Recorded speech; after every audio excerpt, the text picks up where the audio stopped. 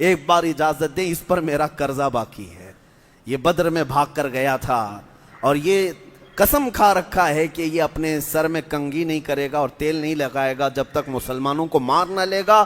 آقا میں یہ چاہتا ہوں کہ یہ کبھی کنگھی نہ کر سکے اور کبھی تیل ہی نہ لگا سکے۔ نبی پاک صلی اللہ تعالیٰ علیہ وسلم نے حضرت علی نے جب یہ عرض کیا تو حضور نے امامہ مبارکہ اپنا اٹھا کر ان کے سر پہ باندھا اور اپنی تلوار حضرت علی کے ہاتھ میں دی، جس کو ذوالفقار حیدری کہا جاتا ہے، لے کر کے حضرت علی آئے۔ السلام علیکم دوستو، میں آپ کا بھائی ریاض علی اور آپ دیکھ رہے ہیں ریاض علی آفیشیل یوٹیوب چینل۔ تو دوستو آج پھر میں ایک ریئیکشن بیان لے کر کے آپ کی خدمت میں حاضر ہوا ہوں، تو آپ اس بیان کو پورا سنیں۔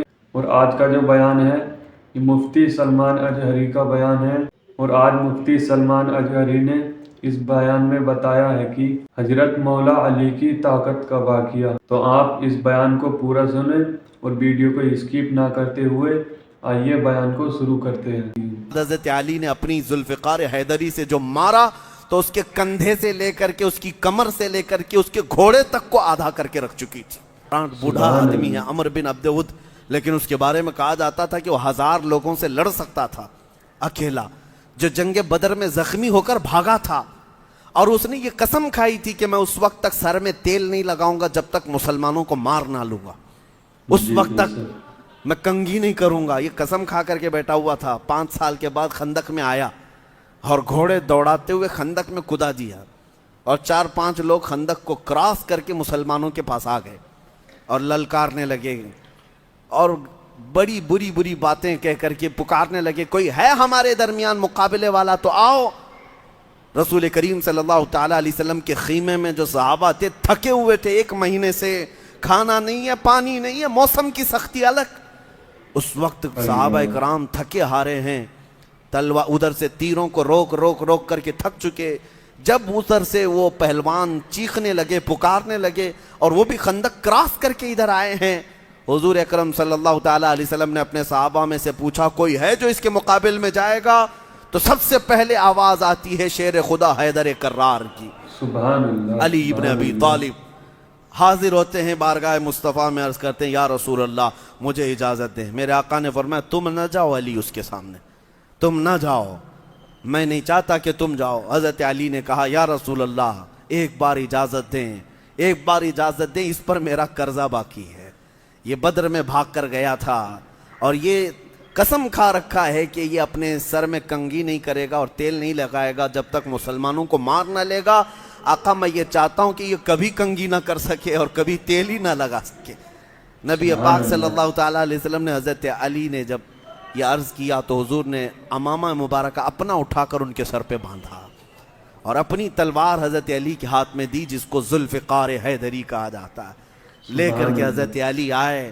عمر بن عبد ود یہ بہت بڑا پہلوان مانا جاتا تھا، اس نے پکار کر کے کہا کہ تم کون ہو؟ حضرت علی نے کہا کہ میں، بلکہ یہ مکالمہ جو ان کے درمیان ہوا ہے وہ عجیب ہے، غضب کا ہے۔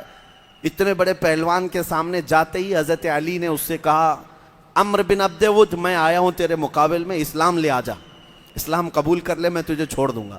اس نے کہا کہ یہ کیسی بات ہے، میں کبھی نہیں قبول کر سکتا۔ تو حضرت علی نے کہا پھر یا تو پیٹ پھیر کر چلا جا اگر اپنی زندگی چاہتا ہے۔ کہا یہ بھی نہیں ہوگا۔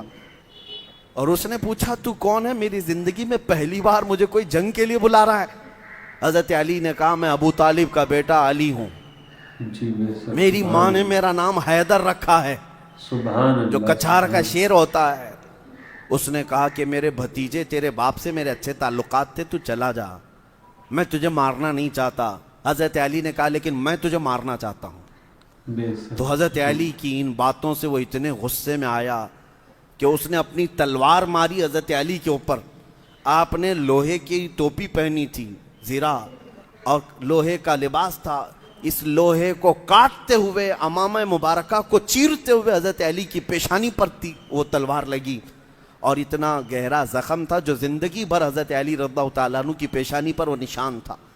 اس کے بعد ایک وار ہی جو پڑی تھی حضرت علی کے اوپر، پھر حضرت علی کا جلال دیکھنے کو تھا۔ صحابہ کہتے ہیں حضرت علی اوپر پلٹ کر کے، آپ کا ایک لقب ہے کرار، حیدر کرار، کرار کس کو کہتے ہیں؟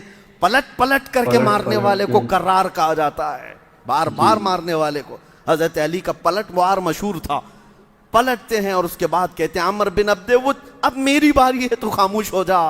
اس کے بعد حضرت علی نے اپنی ذوالفقار حیدری سے جو مارا تو اس کے کندھے سے لے کر کے، اس کی کمر سے لے کر کے، اس کے گھوڑے تک کو آدھا کر کے رکھ چکی تھی۔ ایک وار تھی، ایک وار۔ اور اس کے بعد جو زمین پر گرا تو دوبارہ نہ وہ زبان ہلا سکا، نہ سانس لے سکا۔ کون تاب لا سکے گا حیدر کرار کی ضرب کا؟ کون تاب لا سکے گا؟ وہ شیر خدا۔ اور اس کے بعد وہاں 2-3 کو ان صحابہ کرام نے صلح دیا تھا۔ حضرت زبیر بن عوام نے ان پر ایسا حملہ کیا تھا کہ جتنے خندق چھوڑ کر کے بھاگ کر آئے تھے سب کے سب بھاگ کر نکل گئے۔ اب یہ جنگ لمبی چل رہی تھی، طول پکڑ گئی تھی۔ اس وقت مدینہ طیبہ میں بھی کئی حالات ایسے ہوئے کہ حضرت حسان بن ثابت رضی اللہ تعالیٰ عنہ کو عورتوں پر حضور صلی اللہ تعالیٰ علیہ وسلم نے نگراں بنا کر رکھا تھا۔ کچھ یہودی ادھر مدینہ طیبہ میں داخل ہو گئے تھے عورتوں کے اوپر حملہ کرنے کے لیے۔ عورتوں کے اوپر حملہ کرنے کی غرض سے جب آئے تو حضرت صفیہ رضی اللہ تعالیٰ عنہ حضور کی پھوپھی ہیں، سگی پھوپھی ہیں، انہوں نے دیکھ لیا۔ حضرت حسان بن ثابت سے کہا کہ اس کو مار ڈالو ورنہ یہ جا کر کے یہودیوں کو بتائے گا عورتیں خالی ہیں، بچے خالی ہیں۔ تو حضرت حسان بن ثابت ابھی اٹھ ہی رہے تھے، وہ سوچ رہے تھے میں اکیلا ہوں، ان کی جماعت آئی یہودیوں کی، کیسے ماروں؟ اس سے پہلے کہ حضرت صفیہ خود خیمے کی ایک لکڑی اٹھاتی ہیں، چوب جس کو کہتے ہیں، اور اس یہودی کو جو عورتوں پر جھانکنے کے لیے آیا تھا سینے پر ایسا مارا کہ وہ زمین پر گرا، اور اس کا سر کاٹ کر کے جو آئی ہوئی جماعت تھی ان کے پاس پھینک دیا اور کہا خبردار یہ مت سمجھنا کہ یہاں خیمے خالی ہیں، یہ رسول اللہ کی عورتیں ہیں جو تمہارے سروں کو کاٹ کر تمہارے گھر واپس بھیج سکتی۔ ایک یہودی بھی مدینے میں داخل نہ ہو سکا۔ یہ ان کی جواں مردی، ان کی شجاعت، ان کی بہادری، جس کی تعریف میں اللہ نے قرآن میں آیتیں نازل فرمائی۔ ہوا یہ کہ یہ جنگ طویل پکڑ گئی، طول پکڑ گئی تھی، 1 مہینہ گزرنے کو آیا، اور جو مدینے میں بنو قریظہ یہودی تھے، یہ مکہ والوں نے جا کر انہیں بھی ورغلایا، وہ بھی بدعہدی کر گئے، وہ بھی وعدہ توڑ دیے۔ ایک قبیلہ ابھی باقی تھا نا مدینے میں، انہوں نے بھی وعدہ شکنی کر دی۔ اب حضور اکرم صلی اللہ علیہ وسلم صحابہ کے لیے کتنی بڑی آزمائش کا وقت ہے، 10,000 سامنے مقابل میں ہیں، اور جو مدینے کی یہودی ہیں یہ بھی وعدہ شکنی کر چکے ہیں۔ ایسے حالتوں میں اب اللہ کی مدد آنی تھی۔ ایک صحابی حضرت نعیم رضی اللہ تعالیٰ عنہ، یہ بنو غطفان کے کافروں کے قبیلے سے تعلق رکھتے تھے، اور وہ ایمان لائے تھے بارگاہ مصطفیٰ میں، لیکن کافروں میں سے کسی کو نہیں معلوم تھا کہ وہ مسلمان ہوئے۔ حضور کی بارگاہ میں آئے، عرض کیا آقا اگر آپ مجھے اجازت دیں تو میں یہ جنگ کا پورا پانسا پلٹ کے رکھ دوں۔ حضور نے اجازت دی، وہ گئے۔ وہ بنو غطفان میں بھی معزز تھے، قریش بھی ان کی عزت کرتے تھے، خیبر کی یہودی بھی عزت کرتے تھے۔ حضرت نعیم نے جا کر ان کے درمیان ایسی چیزیں ڈال دیں، کہا کہ قریش سے کہا کہ یہودی تم کو چھوڑ کر کل رات بھاگنے والے ہیں میدان میں، اور یہودیوں سے بھی انہوں نے کہا کہ قریش یہ چاہتے ہیں کہ تم اکیلے یہاں مدینے میں لڑ کر کے مرو، اور وہ بھی واپس اب جانا چاہتے ہیں۔ 1 مہینہ ہو گیا، ان کا راشن ختم ہو رہا ہے۔ صبح ایک دوسرے کے اندر شک ایسا پیدا ہو گیا، سب ایک دوسرے کو دیکھنے لگ گئے کون بھاگنے والا ہے، کون بھاگنے والا ہے۔ اور اس میں 10-12 لوگوں کو حضرت نعیم خود ہی لے کر کے باہر نکل آئے، اور دونوں قبیلوں کو یقین ہو گیا کہ یہ بھاگ رہے ہیں، وہ بھاگ رہے ہیں۔ ان کے دلوں میں ایسی چیزیں بیٹھ گئیں کہ بھگدڑ مچ گئی، اور آپس میں قبیلے گتم گتھا ہو گئے۔ اسی وقت اللہ تعالیٰ نے تیز آندھیاں چلائیں جس سے ان کے جانور بدک گئے، ان کے خیمے اکھڑ گئے، اور پھر ایسی حالت ہو گئی تھی کفار و مشرکین کی، قرآن پاک میں ہے کہ وہ اپنی جان بچانے پر مجبور ہو گئے تھے، سامان بھی چھوڑ دیا، سواریاں بھی چھوڑ دیں، اور اپنی اپنی جان بچا کر واپس بھاگ گئے۔ اس پوری جنگ خندق میں صرف 6 مسلمان شہید ہوئے، جانی نقصان نہیں ہوا تھا، 6 مسلمان شہید ہوئے۔ 10,000 کا لشکر جرار لا کر کے بھی میرے مصطفیٰ کریم صلی اللہ علیہ وسلم کے جوانوں کو وہ ٹس سے مس نہ کر سکے۔ یہ صحابہ کی صفیں تھی، یہ تاریخ ہے میرے عزیزو۔ حضور اکرم صلی اللہ علیہ وسلم کے جب وہ بھاگ کر چلے گئے، اب جو آخری میں عرض کرتا ہوں، اتنا وقت نہیں رہ جاتا ہے، میں شارٹ کر رہا ہوں، جو اور ایمان کو بڑھانے والی بات ہے، حضرت سعد بن معاذ جو سردار ہیں مدینے کے، ان کی رگ کٹ گئی تھی، تیر آ کر ایسا لگا تھا کہ ان کی رگ کٹ گئی، شہرگ جس کو کہتے ہیں، اکحل اس کا نام تھا، وہ رگ کٹ گئی۔ خون اتنا بہتا تھا کہ حضور صلی اللہ علیہ وسلم کے پاس جب وہ اپنا ہاتھ لاتے تو حضور کے چہرے پر پورا خون آ جاتا. جی صحابہ جو زخمی تھے 1 مہینے سے جنگ لڑ رہے ہیں, تیروں کی برسات ہوتی, روکتے رہے.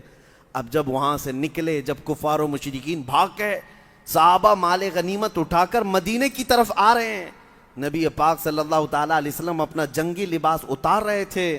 جبرائیل امین آئے, عرض کیا یا رسول اللہ صلی اللہ علیہ وسلم, اللہ تبارک و تعالیٰ یہ چاہتا ہے کہ آپ یہیں سے بنو قریظہ کے مقابل میں نکلے ہیں. 1 مہینے کے امتحان کے بعد حضور پاک صلی اللہ تعالیٰ علیہ وسلم ابھی اپنا جنگی لباس اتارے. حضرت جبرائیل کہتے ہیں آقا ہم نے, فرشتوں نے جنگی لباس نہیں اتارا ہے, اللہ یہ چاہتا ہے کہ یہیں سے آپ بنو قریظہ کے مقابل میں نکلیں. حضور اکرم صلی اللہ تعالیٰ علیہ وسلم دیکھتے ہیں اپنے صحابہ کی طرف, تھکے ہوئے, چہرے اترے ہوئے, زخموں کی حالت میں, کسی کا خون رس رہا ہے, کسی کے کپڑے پھٹے ہیں اور بھوک سے ان کے پیٹ سے لگے ہیں. لیکن حضور اکرم نے جبرائیل سے یہ نہیں کہا کہ ہم پھر کل دیکھ لیں گے, پرسوں دیکھ لیں گے. ارشاد فرمایا میں اپنے صحابہ سے پوچھ لوں. صحابہ کرام سے ارشاد فرماتے ہیں اے میرے صحابہ, جبرائیل آئے اور کہتے ہیں کہ یہیں سے بنو قریظہ کے مقابل میں جانا ہے, اللہ کا حکم ہے, تمہارا کیا مشورہ ہے؟ صحابہ میں سے کسی نے یہ نہیں کہا کہ آقا ہم مرہم پٹی کر لیں, گھر میں جا کر بیوی بچوں سے بات کر لیں. جب حضور نے یہ پوچھا کیا تمہارا مشورہ ہے, سب صحابہ نے بیک زبان کہا آقا آپ کے حکم کے بعد دیر کس کی, چلیں یہیں سے چلتے ہیں, یہیں سے چلتے ہیں میرے آقا. ہم میں سے کوئی مدینے جانا نہیں چاہتا. اللہ اکبر. میں یہ تاریخ کا باب پڑھتا ہوں تو پھر سوچتا ہوں سچ فرمایا میرا رب رضی اللہ عنہم ورضوا عنہ. اللہ ان صحابہ سے راضی ہوا اور یہ اللہ سے راضی ہوئے. یہ دنیاوی مال اور دنیاوی غرض کے لیے نہ کبھی میدانوں میں اترے, بلکہ صرف اور صرف اللہ اس کے رسول کی رضا کے لیے. ہم میں سے کون ہے ادھر 4 رکعت نماز پڑھنے کے بعد دوسری نماز کے لیے کھڑے ہونے کو لوگ کتراتے ہیں, بھاگتے ہیں. وہ تو مہینہ بھر جنگ کر کے پھر بارگاہ مصطفیٰ میں یوں عرض کرتے آقا دیر کس بات کی, آپ کا حکم ہے یہیں سے چلیں گے. اسی جنگ کے زخم میں حضرت سعد ابن معاذ رضی اللہ تعالیٰ عنہ جو سب سے بڑے صحابی تھے مدینے کے انصار کے, ان کے لیے حضور نے خیمہ لگایا تھا مسجد نبوی میں. حضور اپنے ہاتھ سے لوہا کو گرم کر کے ان کے خون کو داغتے تھے کہ خون رک جائے, خون رک جائے. لیکن رات جب ہوتی تھی وہ سعد بن معاذ ہاتھ اٹھاتے اور عرض کرتے یا رسول اے رب العالمین, اگر اب اور ان کفار مکہ سے ہمارا مقابلہ نہ ہونا باقی ہے تو مجھے اس زخم میں موت دے دے, اور ابھی اگر مقابلے باقی ہیں تو مولا مجھے موت نہ دے, اس لیے کہ اس قوم سے میں اس وقت تک لڑتا رہوں گا جس قوم نے تیرے رسول کو گھر سے نکالا ہے, جس قوم نے تیرے رسول کو بھوکا اور پیاسا بائیکاٹ کر کے رکھا تھا مکہ میں 3 سال تک. اس وقت پتہ ہے حضرت سعد بن معاذ کا عشق تو دیکھو, جب حضور مکہ میں تھے اور حضرت سعد بن معاذ مدینے میں تھے, مکہ والوں نے جب حضور کا سوشل بائیکاٹ کر رکھا تھا, حضور پتے کھاتے تھے اور چمڑے ابال کر کھاتے. ادھر سعد بن معاذ بڑے سردار ہیں انصار کے, لیکن صحابہ کہتے ہیں مدینے میں اس وقت بھی سعد بن معاذ چمڑے ابال کر کھاتے تھے اور پتے کھاتے تھے. لوگ پوچھتے تمہیں کیا ہو گیا سعد بن معاذ کہتے ہیں میرا محبوب مکہ میں پتے کھا رہا ہے, میرا آقا مکہ میں چمڑے کھا رہا ہے اور میں یہاں کھجور کھاؤں یہ زیب نہیں دیتا. اس عاشق رسول کی بات کر رہا ہوں. جب رات ہوتی خیمے میں اپنا ہاتھ پکڑ کر کہتے اے مولا اگر قریش سے ابھی کوئی مقابلہ ہونا باقی نہیں ہے تو اس زخم میں مجھے موت دے دے, اور اگر ابھی اور مقابلے ہیں تو مجھے زندگی دے دے. ان کی دعا ایسی قبول ہوئی کہ رات کو اچانک ان کا زخم پھٹ گیا, اتنا خون بہا کہ مسجد نبوی میں ان کا خون بہتا ہوا دوسرے خیموں میں چلا گیا. لوگ دیکھ کر گھبرا کر کے آئے کہ اتنا خون آتا کہاں سے ہے. سب جب رات کو دوڑ کر کے آئے تو دیکھا حضرت سعد بن معاذ اپنے خیمے میں اسی طرح لیٹے ہوئے, خون پورا بہہ چکا ہے اور آپ کی وفات ہو چکی تھی.